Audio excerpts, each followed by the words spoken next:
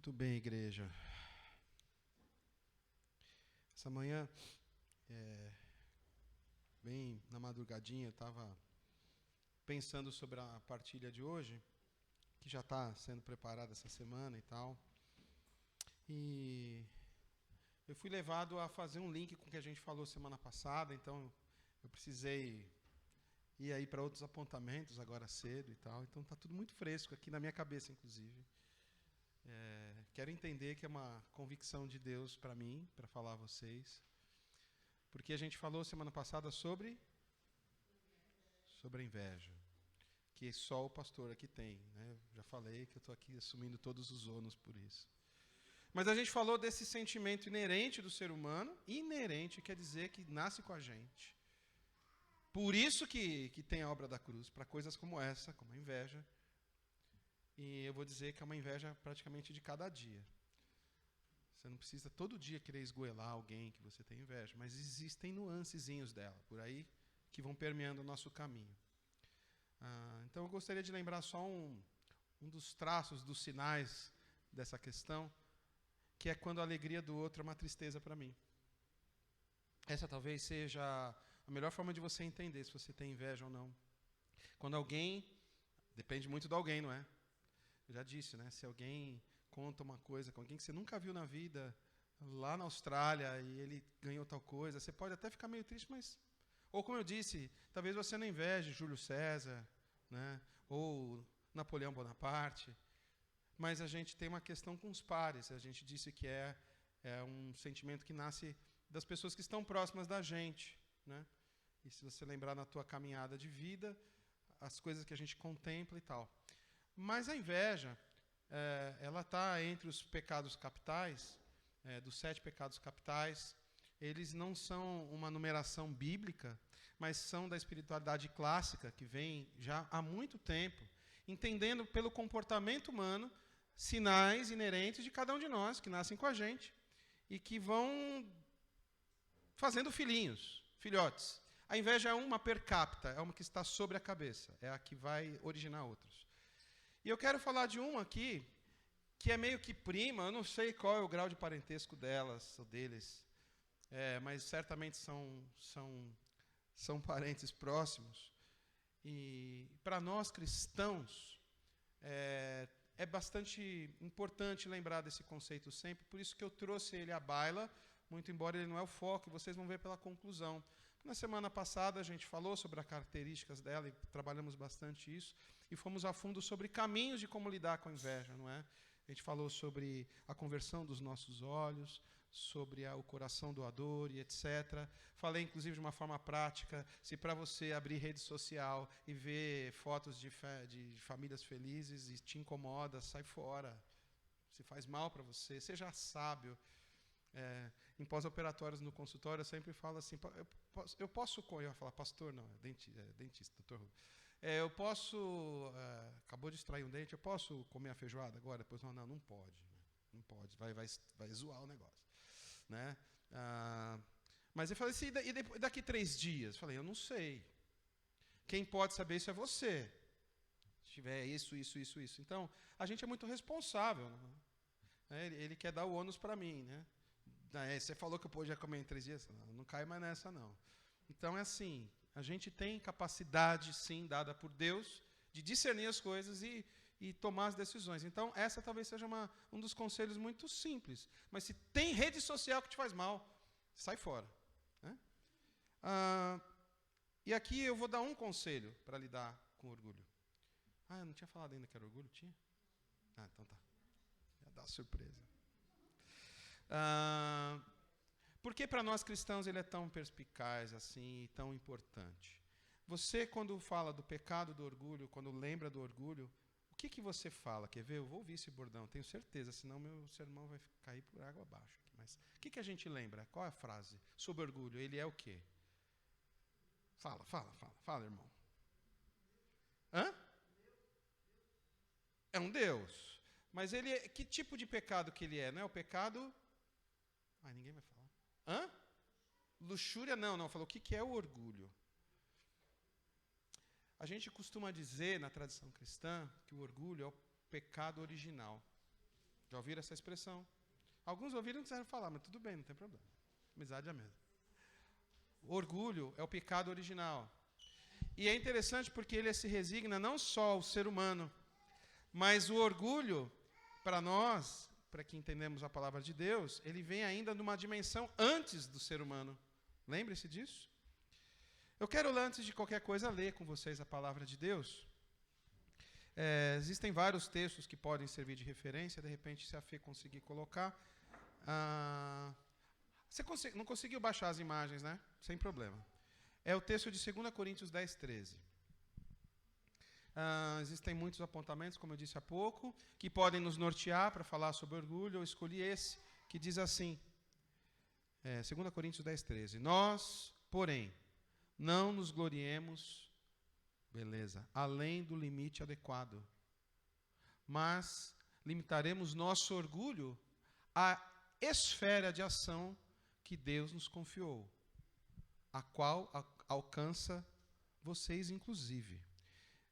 Quer ver? Deixa eu fazer uma coisa aqui, rapidão, gente. Vamos lá. A mensagem. Rapidão. 2 Coríntios 10, 13, certo? Vamos aqui. Olha lá. Ouça. Não vamos fazer reivindicações extravagantes, porque estamos presos aos limites estabelecidos por Deus. Mas não pode haver dúvida que esses limites incluem vocês. Não estamos invadindo o território de ninguém. Afinal, já estivemos aí com vocês. Não ajudou muito vocês, não. O que ele está dizendo, né, assim, a grosso modo, podemos assim, de não termos vanglória, se não é outra expressão, senão o próprio orgulho, quando ele vai falar ali. Que a gente não passe do limite, não é? Que a gente não passe do limite, mas a gente delimite a essa intenção natural de cada um de nós, do nosso orgulho. O assunto a que Paulo se refere é outro, mas a instrução, eu acho que ela é bem importante para nós aqui hoje. Então, é importante colocar limite. Eu lembro que de um dos exemplos que eu trouxe a vocês da inveja, aí a inveja puramente, né? Mas Deus dá, então, a Caim um conselho que para mim ficou assim, latente, que quando ele fala assim, depois que ele fala, por que você está assim irado, quando ele já estava ali revoltado, porque Deus não aceitou a sua oferta. E ele diz assim, Deus para ele, olha, não deixa isso te dominar, senão isso vai dominar você. Não deixa a inveja te dominar. Você precisa dominar ela, senão ela vai te dominar. O orgulho, idem. É isso que o texto está querendo dizer, que a gente precisa colocar limites nessa tendência natural de irmos além de nós mesmos. Orgulho. Na tradição cristã, chamamos de pecado original, como eu disse a vocês, mencionando principalmente Lúcifer. Ora, Lúcifer era um nome que se dava a uma estrela, que era Vênus. A definição de Lúcifer vocês devem saber. Anjo de luz. Numa definição, aprofundando um pouco mais a tradução, diz que é aquele portador da luz. O que é muito curioso, porque Vênus tem luz própria. Lúcifer tinha luz própria. Quem é que emana a própria luz? Até o Sol já está com os dias contados, vocês sabem disso, né? Já falaram para vocês que ele vai morrer, que aí vai acabar tudo. Diz que tem alguns trilhões de anos para acontecer, mas enfim. Porque ele também não tem luz própria. A energia de luz, seja lá como você está entendendo, emana puramente de Deus. Mas ele tinha esse nome, o portador da luz. E aí a gente sabe qual foi o desejo dele? Passar do limite. Não deixou o limite estabelecido. Se deixou dominar por um sentimento. Você entende por que o diálogo é tão fluido? Aqui eu vou fazer já uma brincadeira entre a mulher e a serpente. Né? Entre o homem e a serpente, entre o ser humano e a serpente. Porque é o mesmo sentimento. É um sentimento de não conseguir entender a tua adequação ao que você é. Uma visão deturpada de si mesmo. Infelizmente, eu não estou com a imagem aqui, mas a imagem que vai subir depois é a imagem de um gatinho e uma sombra. E lá no fundo, um leão imenso. Um gatinho desse que está na esquina ali, e ele se vendo como um leão imenso. Isso é muito característico do orgulho, e que, claro, só acontece comigo, não acontece com vocês. Eu fiz essa brincadeira exatamente até para salientar, porque é assim que Adão agiu. Ele vai procurar quem depois que acontece o babado?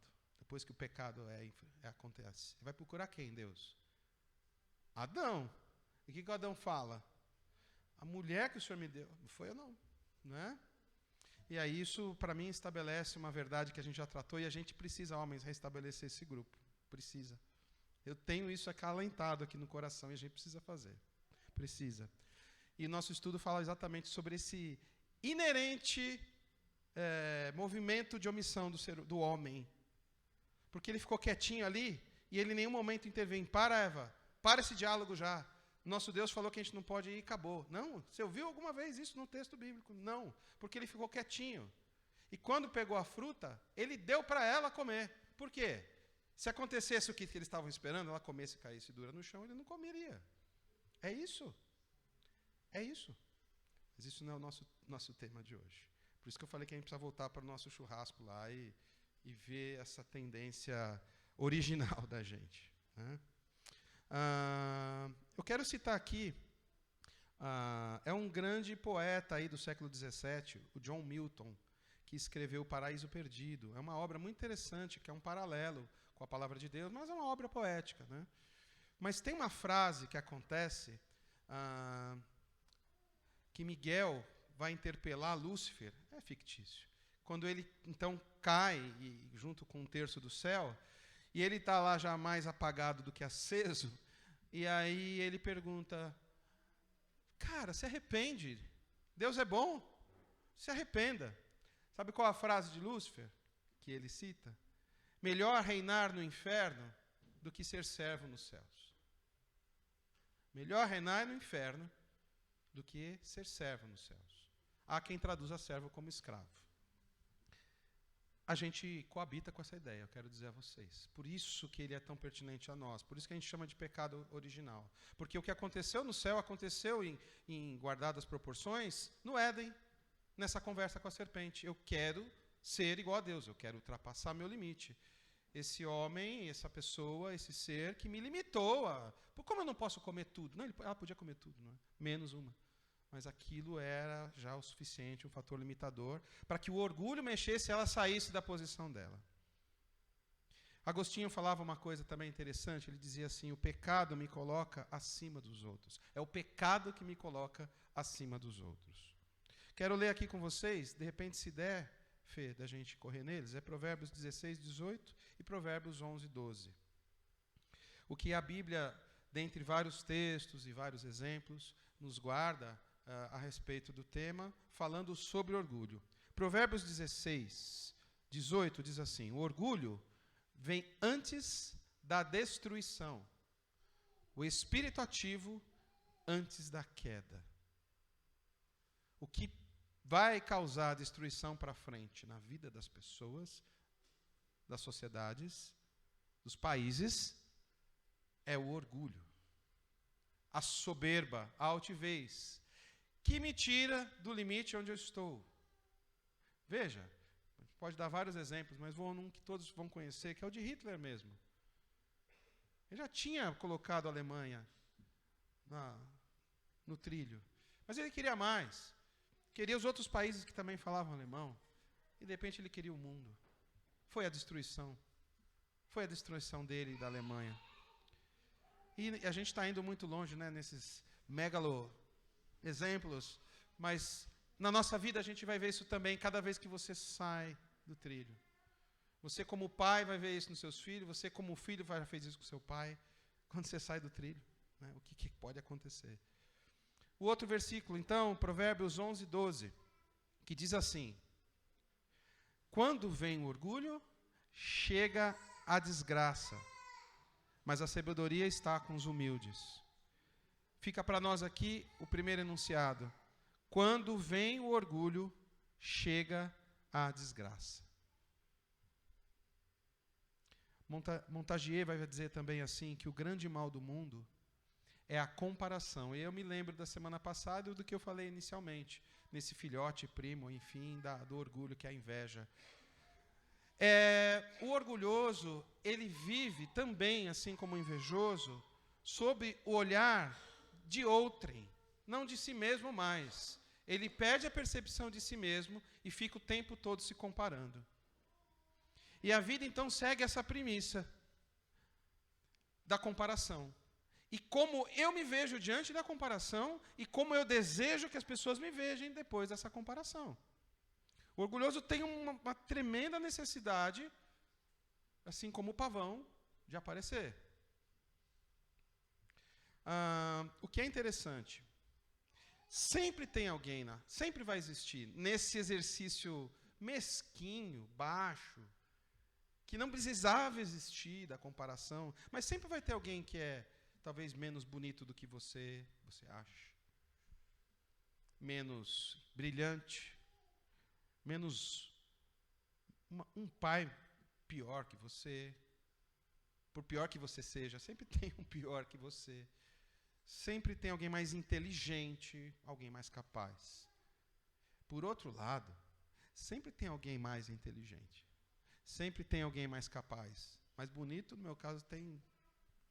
Enfim. Sempre. Então, olha só como que é interminável a vida que vive sobre as rédeas do orgulho e da inveja, no caso, como eu falei, mas do orgulho. Você vive o tempo todo se comparando com isso ou com aquilo e vive sempre infeliz, porque você perdeu a tua própria noção, o teu próprio espaço, aquilo que Deus criou, aquilo que você é, o qual é a tua realidade. Os pecados, nessa altura, nos fazem assim meio que esquizofrênicos da alma, vivendo realidades paralelas de quem eu sou.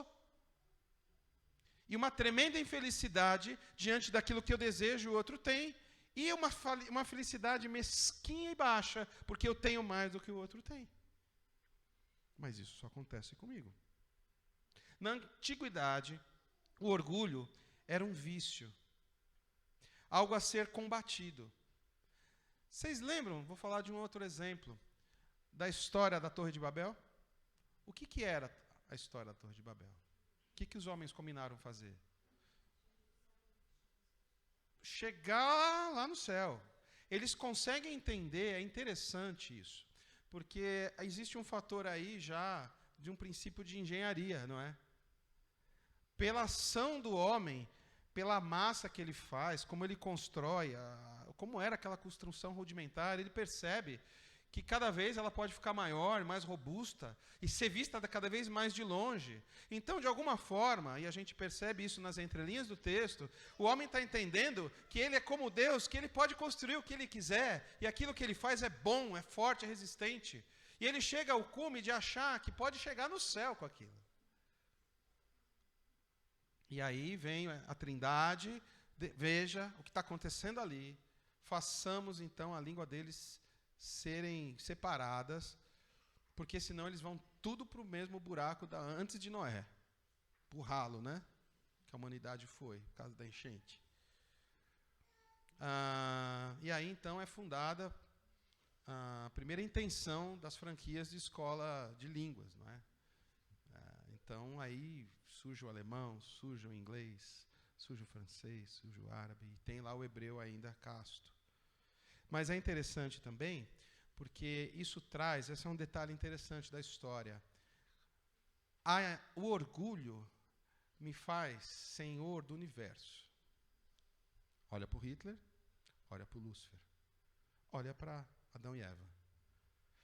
Me faz senhor do universo. O orgulho estabelece uma quebra impressionante dentro de nós. Eu e você temos uma característica fundamentada no Éden de sermos a imagem e semelhança de quem? De Deus. A saber, Gênesis 1:26, De novo, a gente ouve, façamos. Então, a gente está falando do trino Deus. O Deus, então, Deus disse, 2 pontos, façamos. Então, parece haver um erro aí ortográfico, mas, na verdade, é um apontamento para o Cristo, que é por Ele e por conta dEle que todas as coisas foram feitas, o Espírito Santo de Deus que pairava sobre as águas, o Eterno, conversando, dialogando de como seria, então, a criação e a formação do homem. E nisso Ele estabelece, aqui comigo e com você, essa essência do ser comunitário que somos. A partilha de vida. Tanto que ficou completo para Adão quando veio a Eva. A partilha plena em todos os sentidos de vida. Né? Quando o orgulho é estabelecido, esse nós é quebrado e o eu surge. A individualização, então, ela vira uma referência. Tem um quadrinho que, infelizmente, não vai estar sendo exposto, que está aqui. Eu me torno a referência de tudo. E as minhas vaidades se tornam virtudes. Vou repetir. Eu me torno a referência de tudo e as minhas vaidades são virtudes. Por exemplo, a vaidade de chegar com uma edificação até o céu. E ela se tornou uma coisa boa. Mas não, isso é um desvaneio, não é? Por isso que, como diz o Bauman, que a gente já citou algumas vezes, é um conceito interessante, diz que o mundo é líquido. Ele é tênue. Ele se desfaz. Ele não é tão concreto quanto os arranha-céus. Não é. Ele não é. Então, os símbolos de poder, como a torre que eu acabei de falar de Babel, eles foram, ao longo da história da civilização moderna, ícones exatamente do contrário. Não está aqui a figurinha. Infelizmente, deixa eu ver se eu consigo ver as datas aqui. Diz que uma das maiores edificações que tiveram no mundo moderno é a Catedral de Londres. Alguns de vocês até conhecem. Foi em 1092. Depois teve uma torre lá na Alemanha. Depois, olha, muito tempo depois, em 1889, veio a Torre Eiffel. A Torre Eiffel virou anã diante dos arranha-céus que nós temos, né? O Empire State já ficou para trás, e etc. Porque esses são os grandes ícones do quê? De poder, de consolidação do poder. Quando as 2 torres caíram, né, o governo americano falou, a gente vai fazer uma torre maior que as outras 2, não é? Mas é interessante, porque as próprias torres gêmeas são um exemplo de como o mundo é líquido. Como o mal dissipa e quebra. Então, eu quero falar de um outro argumento onde nosso orgulho pode estar inserido. E esse aqui nós somos expert, eu e você. A própria religião pode se tornar um instrumento de orgulho e supremacia. Lembre-se de Israel? Quando Amós, por exemplo, vai até lá e fala da corrupção, do pecado, da mistura, Amós é chutado de lá e falado, você não sabe o que você está falando, seu maluco. Nós somos a menina dos olhos de Deus. Nada acontece conosco.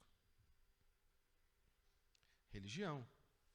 Eles se diferenciavam de todas porque Yahvé era com eles, mas acima de tudo, nossas canções, nossas roupas, nossa fala é acima de todos os outros.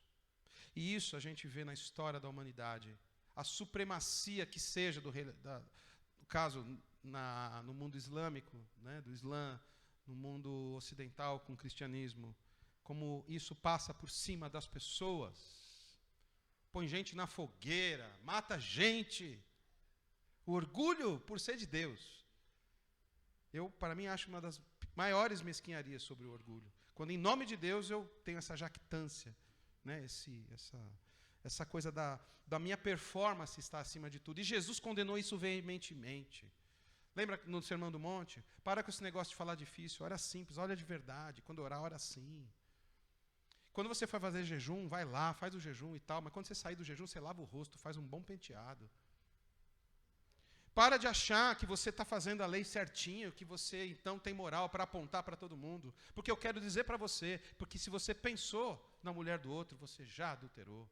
Para deixar claro que nenhum de nós tem performance suficiente para agradar a Deus. E aí a gente começa a entrar num caminho libertador do orgulho. Porque é ali que a gente tem que se encontrar. O que Jesus está querendo dizer é isso. Sim, você vai continuar olhando para a mulher do vizinho, vai pensar isso, aquilo. Sim, isso é assim que acontece com a gente. Essa transformação total vai acontecer um dia. Nesse tempo a gente vai olhando para o Mestre, olhar fixos a Cristo, mas dependentes da graça, da misericórdia e do perdão de Deus. E lembrar que a gente precisa disso. Lembrar que a gente precisa disso. Que as minhas acusações, que meu dedo que vai desferir acusação, precisa muito, muito mais do que um dedo, precisa de 3 vias, pelo menos, de amor e perdão sobre a nossa vida. Lembrar aquilo que Paulo fala, miserável o homem que sou. Lembra em que situação que Paulo fala isso? Quando ele fala sobre o bem que ele quer fazer e não faz. Que ele se esforça para fazer, mas ele faz o mal que ele não quer fazer. É libertador esse texto, né? Vindo de um homem como Paulo para nós, não é? Porque é importante lembrar que somos, sim, miseráveis no sentido de sempre dependermos da graça de Deus. E aí o maior exemplo de todos, e aquilo que vai resolver essa parada, que vai resolver essa história, se encontra lá em Filipenses, nessa manobra divina, absurdamente poderosa, onde Cristo se esvazia de qualquer traço divino para se fazer um de nós, para aparecer para nós, para viver sobre essa terra, para assumir, sim, a qualificação de servo, de escravo, sofredor, que se dobra diante dos pés empoeirados dos discípulos, e para dizer, vão e façam o mesmo. É assim que a gente quebra esse ciclo do orgulho dentro de nós, inerente a cada um de nós. Lembrando, então, que a gente tem um orgulho nosso de cada dia. Cheio de nuances, cheia de caminhos, orgulhos para com Deus, orgulho para com o amigo, orgulho para com a filha, com o pai, orgulho para o chefe, orgulho para o presidente da nação. Esses somos nós. Dura serviço. Então, vamos respirar. Como lidar com o orgulho nosso de cada dia? Como eu disse para vocês, existem alguns caminhos que a gente pode trilhar nessa questão. Eu quero dizer que todos eles vão passar por um sentimento, por uma postura difícil para mim, acho que só para mim não, para todos nós, que é o caminho da humildade. O caminho da humildade. Entender que eu sou servo do outro, entender que o outro é melhor que eu, e etc. Nesse aspecto. Quero ler com vocês aqui um versículo, que é o texto de Romanos 12, 16, que diz assim: tenham uma mesma atitude uns para com os outros, não sejam orgulhosos, mas estejam dispostos a associar-se a pessoas de posição inferior. Não sejam sábios aos seus próprios olhos. Conselho de Paulo aos Romanos. Mas eu quero aqui trabalhar com uma ideia, assim a gente vai terminar falando sobre essa ideia. Com a ideia que eu falei há pouco, do nós. Existe, sobre essa realidade do nós, gente, uma verdade absolutamente esquecida em cada um de nós, no jeito que a gente tende a viver. Porque o nós, ele precisa ser estabelecido. O reino de Deus se estabelece sobre o nós. Jesus morreu por todos. Por todos. E o texto de Efésios fala que todas as coisas vão convergir para Ele, na congruência dos tempos, onde tudo vai se direcionar a Ele. Porque para Ele, por Ele, para Ele são todas as coisas, diz o texto. E esse é um conceito que o mundo moderno, que a igreja tem esquecido. Os vínculos de amor que a gente precisa ter. Porque, como diz a palavra de Deus, o texto é de Colossenses 3,14. Esse eu acho que é legal a gente colocar. Ué, veio? Ô, milagre do Senhor. Essa mulher faz chover, rapaz. Eita, nós. Estou me cuidando. Estou tentando. Mas ela cuida mais de mim. Acima de tudo, porém, revistam-se do amor, que é o elo perfeito. A gente pode ler junto isso? Eu não costumo fazer muito isso, né? Não acho legal. Mas eu gostaria de ouvir vocês falando isso comigo. acima de tudo, porém, revistam-se do amor. O que é revestir-se? Vestir-se. Ser aquilo que cobre, aquilo que eu enxergo. Como eu ando por aí. Ninguém anda pelado por aí, só maluco. A forma como eu estou caminhando nessa terra. A forma como eu me apresento. Que seja o amor que é o elo perfeito. Eu estava falando ontem aqui para o grupo que a gente estava aqui. Olha que interessante. Acho que isso não vai acabar acontecendo, vocês ainda, se tem aqui mulheres que não tiveram filhos, mas para o desespero de algumas que estavam no grupo ontem, falando, não tem a menor possibilidade disso acontecer. É dizer que a gravidez, pelos biólogos e cientistas, devia chegar até o 14º mês de gestação. Já pensou? Já pensou aí, vocês que foram mamães? 14 meses grávida. Ontem o Tiago trouxe a informação que os elefantes... Qual é a média? 18 anos de gravidez. Olha aí. Meses, perdão. Oxe, Jesus amado. Tá. Os caras não perdem a oportunidade para tirar um sarro, mas tudo bem. Elefante, 18 meses. Mas entre os mamíferos, assim, esses mais perto da gente, que não são tão grandes quanto o elefante, o ser humano está bem na frente. 14 meses. E por quê? Você deve desconfiar. Quando você pega um nenenpezinho pequenininho, parece uma gelatina, né? Uma Maria Mole. Quase, não é tanto. Mas é molinho. Aí alguém vai assim fazer o carinho, a mãe fala, não aperta muito porque tem um negócio aí mole que não pode apertar. Senão faz coceguinha lá no cérebro. E eu não trouxe o vídeo, eu acho que não era para ter, né, Thaís? Que tem um videozinho que eu morri de dar risada, e por acaso eu vi quando estava compilando o material. Então o cara vai visitar o amigo que teve um filho, ele está assim, rapaz, eu quero te dizer que assim, você é meu amigo, eu estou preocupado com essa criança. Por exemplo, você chegou, ela te falou, oi, não, então, como é isso? E você pega ela no colo, cara, e fala assim, fala tchau pro tio, você levanta o bracinho cai, é molenga. E se você põe assim, ela fica... Cara, tem alguma coisa errada com essa criança. É uma piada, enfim.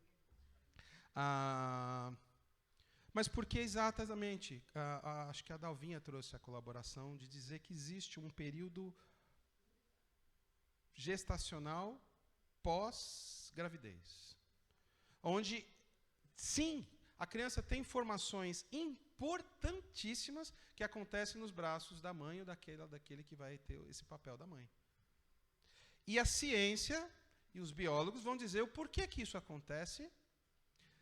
Sobre os estudos que eles têm, a grande conclusão é porque isso preparou o ser humano com um vínculo de cuidado que nenhum outro animal tem. O potrinho nasce e sai correndo. Não sei quem já viu. O cachorrinho fica mamando ali quanto tempo? 1 mês, 2 no máximo. Nesse período, a mãe, a cadela é brava. Tem umas, então, que você chegou perto. Mas depois dos 2 meses que desmamou, meu amigo, tchau, fiz a minha parte. Filhinhos, vão aí. E a mãe águia? Fica uns 2, 3 dias depois que saiu do ovinho e ela empurra o bichinho para sair voando. E aqui podia chamar o Evandrão para dar vários exemplos, mas enfim. O ser humano, ele foi criado com uma característica ímpar de vínculo que nenhum outro animal tem.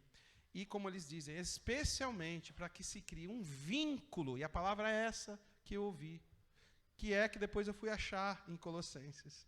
Vínculo, um vínculo de vida. De vida. Eles tinham um vínculo literal, concreto, que era o cordão umbilical.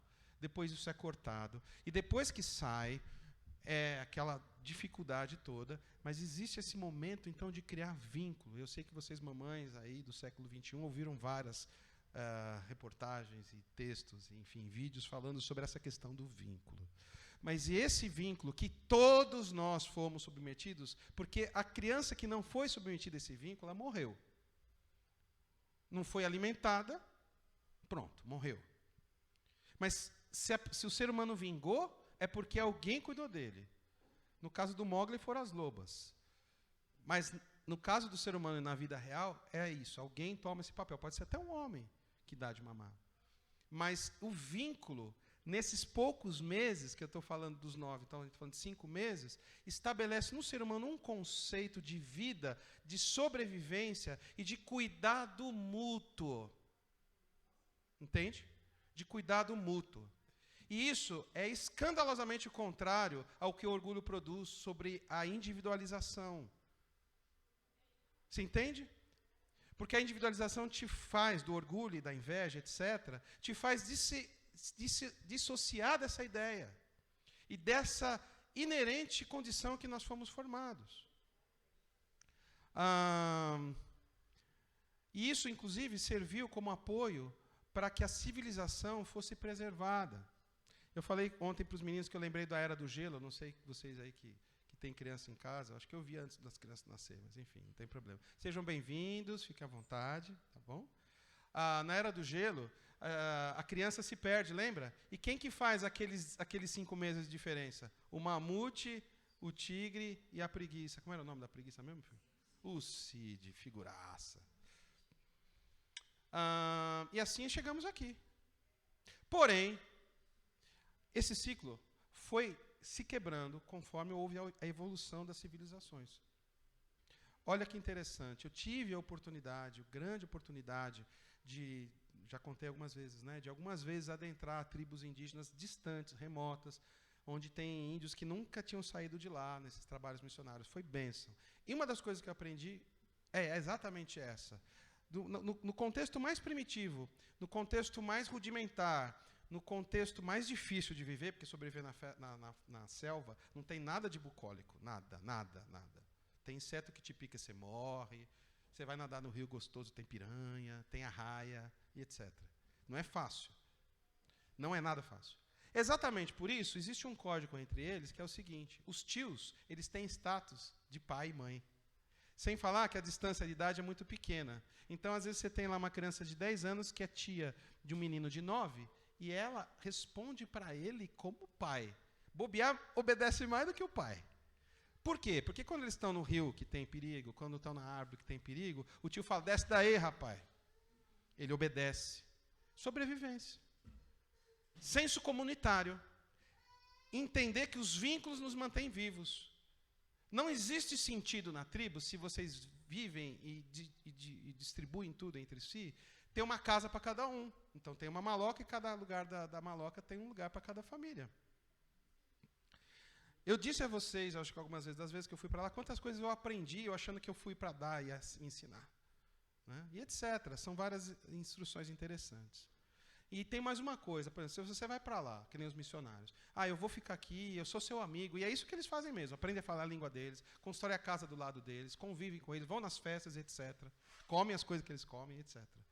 Aí tem uma hora que o índio, ele entendeu isso, e aí ele chega assim para você, ele não fala, por favor, não, dá a sua camisa para mim.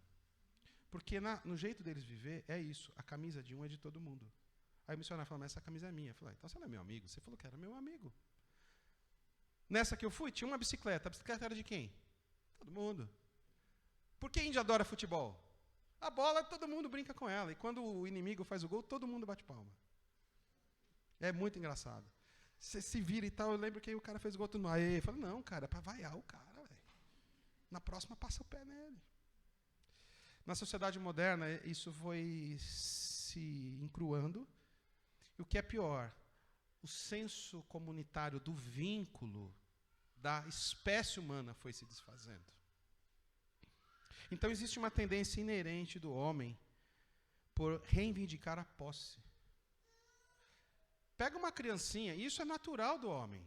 Não quero dizer que é diferente eu do índio. A criança do índio é igual a gente. Mas pega ali, está lá o Luquinha lá. Dedeu acabou de dar um brinquedinho. Você vai lá, pega a criança, tira o brinquedinho e dá na mão da outra criança. O que ele vai fazer?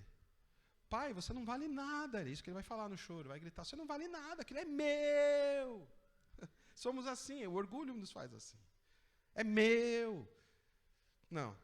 E é isso que vai acontecendo. Então, na evolução da sociedade, eu estou falando evolução não como algo que melhorou, mas no que foi acontecendo no transcorrer dos anos. A posse associada a esse culto narcísico, né, do eu, do que é meu, do que é para mim, tornaram tênues as relações de vínculos.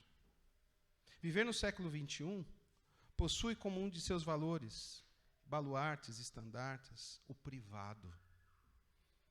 O meu espaço, o meu mundo e nada mais, como já dizia Guilherme Arantes. Essa música é bonita, não tem nada a ver com isso, mas é que eu lembrei da música que eu pus aqui. Eu gosto dele.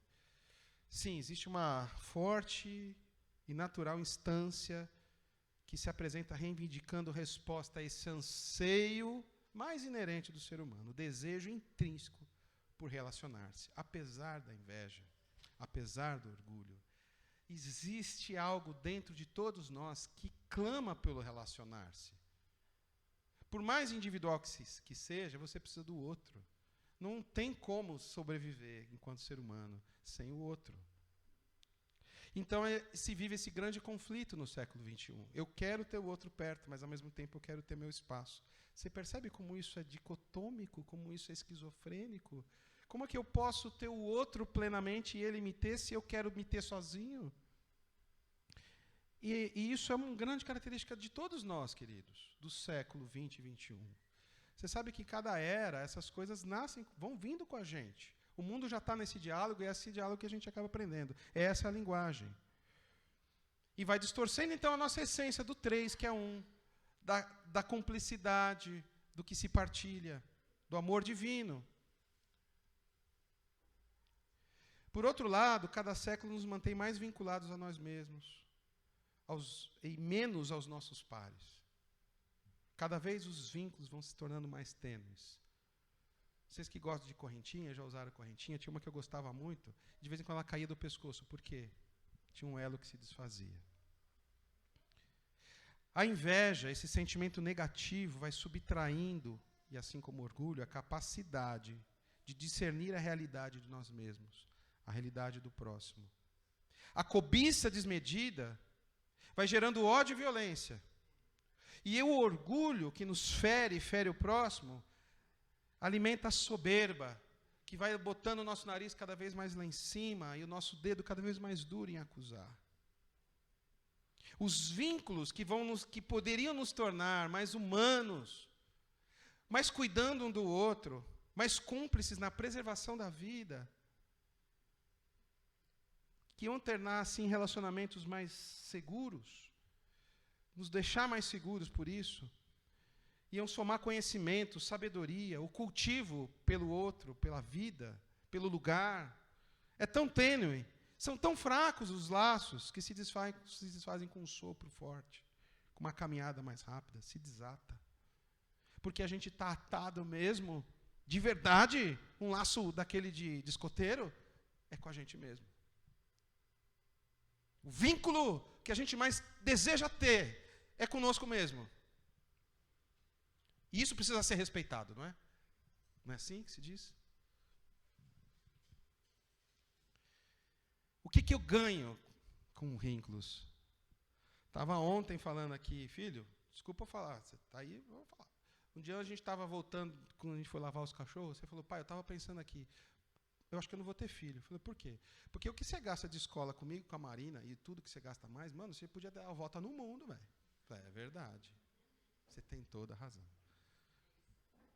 Mas eu faria tudo de novo. Oh. Vai, Corinthians. Não sei para onde, mas vai. Porque vínculos não estão na moda. Eles requerem perda, muitas vezes. Uma grana para rodar o mundo.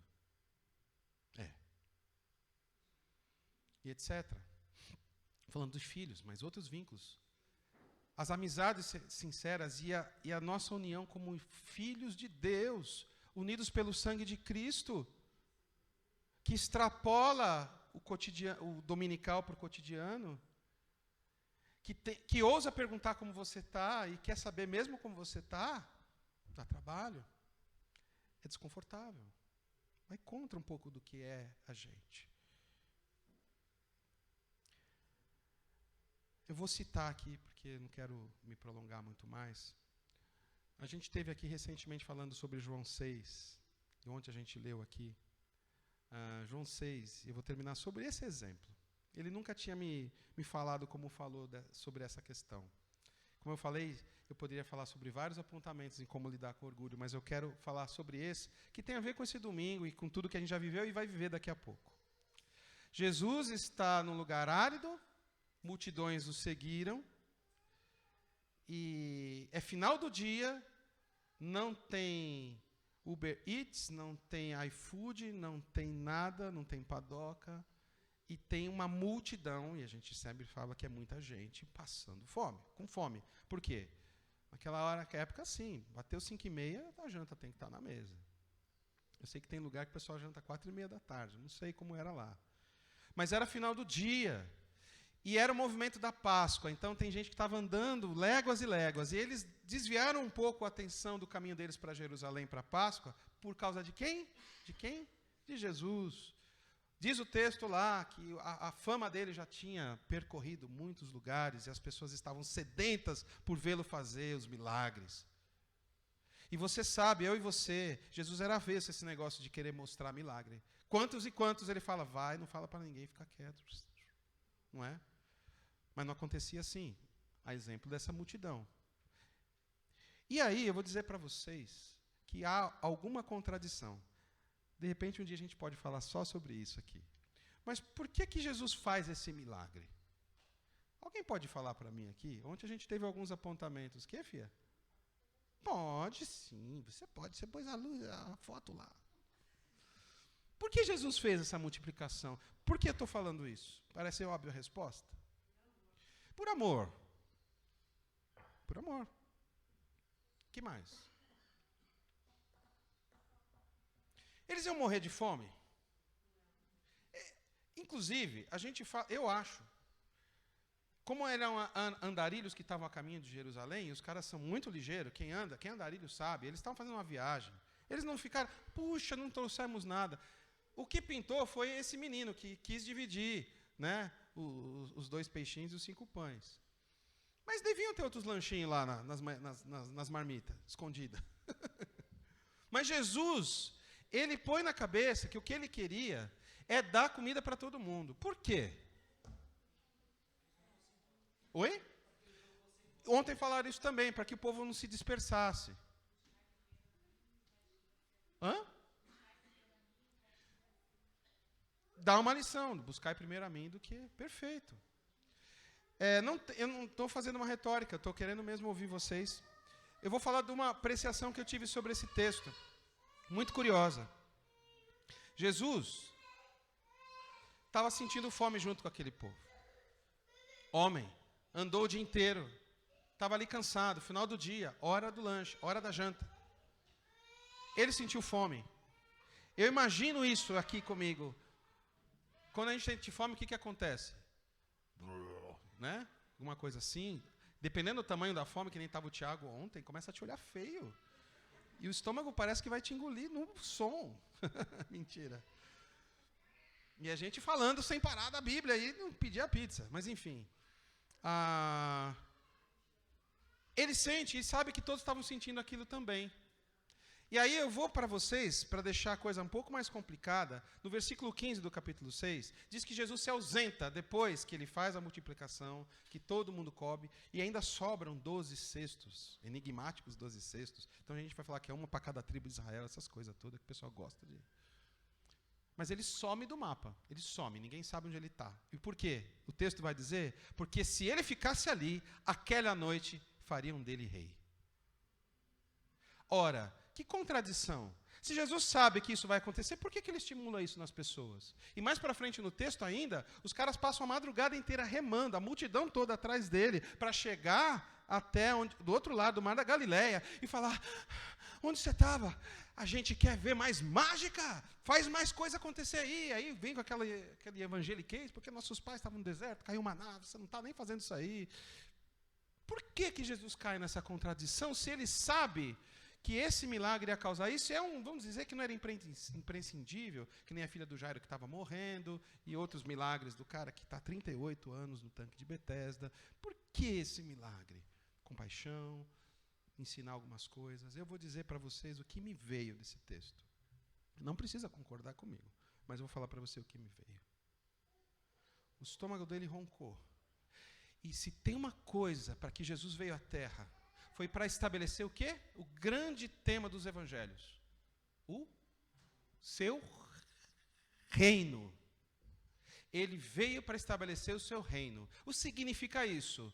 Que não vai ser mais as regras do Pentateuco, que não vai ser mais as regras judaicas, que não vão ser as ordens romanas, mas vai ser uma cartilha de um novo reino, onde um novo rei instituído, que é o rei que nós servimos e quem a gente chama de rei nas canções. O rei Jesus, ele vem para estabelecer sobre a terra o seu reino. E com isso existe um estatuto divino para ele. E um deles é estabelecer vínculo com o Pai. Vínculo de cuidado mútuo. Vínculo que se preocupa. Mesmo que até eu vá perder. Mesmo que isso traga até contradições para o meu próprio ministério. Eu não vou deixar uma minha criança trocar a fralda dela na calçada. Eu vou comprar uma fralda e dar para ela. Eu não vou deixar aqui entre nós ver gente que está sofrendo, seja porque o casamento não está bacana, seja porque está com um problema com os filhos, porque está passando por uma fase difícil. Eu não posso deixar de estar presente, porque em Jesus de Nazaré, o vínculo da fé serve para isso, para ser partilhado. E quando isso acontece, é o exemplo que eu estava dando ontem. Gente, você está andando na rua, você viu cair um pente do bolso do moço. A gente tem muito, nós paulistanos, já era, não é? Não está aqui, hoje tem um cartãozinho. Mas se você vai lá atrás, se abaixa, o mesmo movimento de Jesus para lavar os pés dos discípulos, e vai até ele, toca o moço, seu pente caiu. Um pente tudo assim, cheio de lêndia, né? Seu pente caiu, o cara fica até... Puxa, mas como ele fica?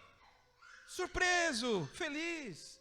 Sabe o que pode acontecer? Desse cara começar a tratar melhor o filho dele, de ele começar a tratar melhor o outro. O Evangelho veio estabelecer vínculos de vida, e eles são muito mais poderosos do que a gente imagina, e estão em menores lugares do que a gente imagina. Nesse bom dia, nesse sorriso, nesse abraço, que muita gente está cansada, não está a fim de dar. Você não é obrigado a fazer. Mas lembre-se, o rei que servimos, ele institui o seu reino sob diretrizes de vínculos. E o texto diz exatamente isso, né? Eu vou ler de novo. E, sobretudo, revestivos de amor, que é o vínculo da perfeição. Que nós, como igreja, dentro dos nossos lares, estejamos atentos para essa roupa, para como a gente se apresenta para os cônjuges, para os filhos e tal. Que nós, como igreja, presente na terra, somos alunos, cadê o Natan? Tem mais aluno, está ali o Samuca. Que a gente se apresente, mais do que com a roupa do colégio, se apresente com a roupa do amor. Que a gente apresente para as pessoas, nos nossos nichos de atuação, a misericórdia e a graça do Senhor. Em nome de Jesus. Daqui a pouco, então, eu convido a vocês, eu não sei quem é que vai comandar isso, a Célia, acho que talvez a Cleide, a gente já tem algumas pessoas que vão receber as fraldas que foram doadas pelo pedal voluntário. A gente vai provavelmente fazer mais compra para eles, por uma doação que a gente recebeu. Isso é só um exemplo. Estava falando para o Ney, né? Uma oportunidade tão singela de preparar o café, né, Ney? E hoje foi 5 pães e 2 peixinhos, né? Como é que deu? Quando a Cleide falou, vamos tomar um café lá embaixo, falou, não, Cleide, eles iam só ficar lá, a gente ia orar, dar uma maçã, uma barrinha para cada um, Cleide. E os caras começaram a descer e ir para a bandeja. Gente, sobrou 12 cestas. É isso, quando a gente pratica o bem e é aberto, é generoso, a glória de Deus se manifesta sobre essa terra, e que nós possamos fazer diferença para que a glória de Deus seja vista nas nossas ações, em nome de Jesus. Que a gente não perca nossa visão da vocação como igreja do Senhor que devemos ter.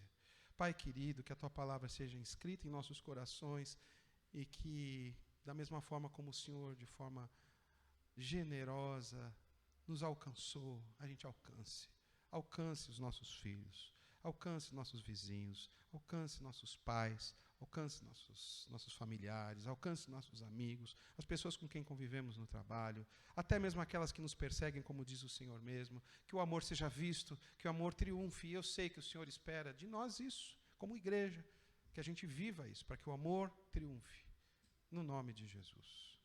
Amém. Amém. 2 avisos rápidos aqui. Eu acho que eu vou despedir vocês antes da última canção. O que vocês acham? Tá bom. A gente tem, então, no dia 17 de setembro, a conferência CCBN.